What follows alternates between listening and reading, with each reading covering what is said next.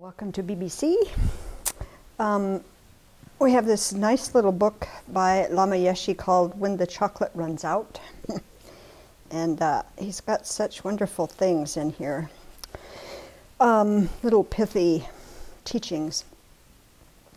So he writes, there's a Tibetan story about a famous yogi named Dharma. Once Dharma saw a man circumambulating a stupa and said to him, "Circumambulating stupas is all well and good, but wouldn't it be better if you practiced Dharma?"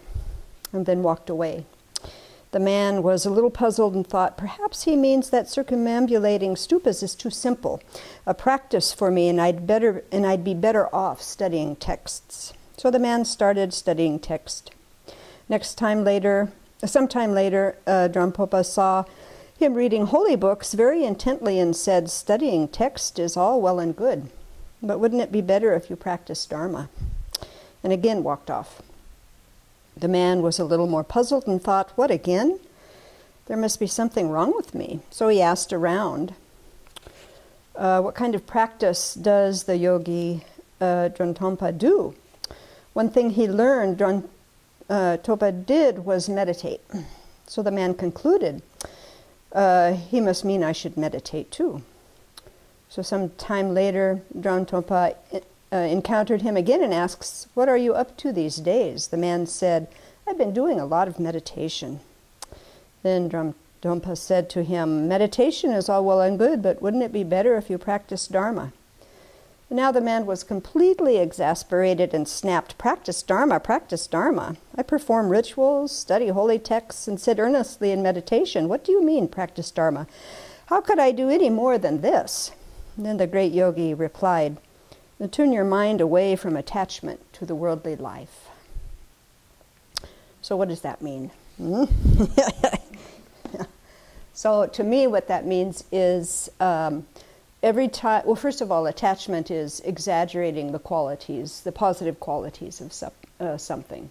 And the moment I do that, then when I partake in whatever that is, then the next thing that comes is the fall, the drop, because what I've exaggerated isn't what I'm going to experience, and then I get dissatisfied or I get angry. So attachment and aversion, these two kind of go hand in hand. So anytime my mind starts anticipating, gets that little zingy feeling inside, then that's one of the ways that I kind of try to bring my mind back down to a realistic place. And it's taken me many years to understand that doesn't mean that I don't enjoy whatever I partake in. I enjoy it, but I try not to embellish what it's going to bring to me. That it's nice at the time and now it's done. And so that takes a lot of practice to kind of work with, at least for me, to work with my mind to see things in a more realistic manner. But I would say that over the years doing that, I have less of this yo-yo mind that we talk about a lot, where you're kind of flying high, then you experience something, and then you fall down. And then flying high, experience something, fall down. And that kind of living, I think,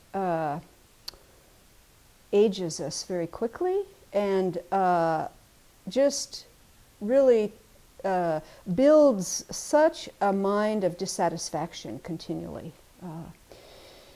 So as we go through our day to kind of use that spy in the mind to watch when we start to get really anticipating something, and then just check up, what is this actually going to bring me? What is my expectations of this thing? And that's one way to bring our mind into a little more realistic plane, so that we can enjoy and not feel so dissatisfied all the time, which is really a suffering mind.